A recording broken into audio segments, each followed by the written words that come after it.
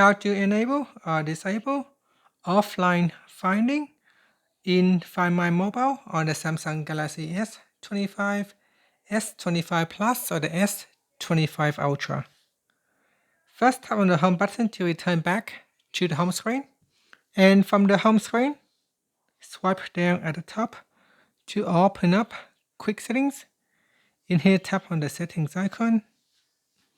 Next, we scroll down and then tap on Security and Privacy.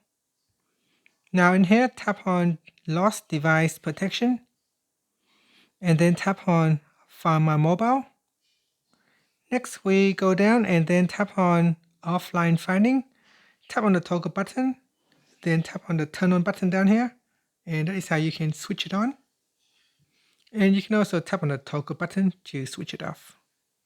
Once you turn it on, you can tap on the left hand side panel. In here, if you go down, you can also even encrypt offline location.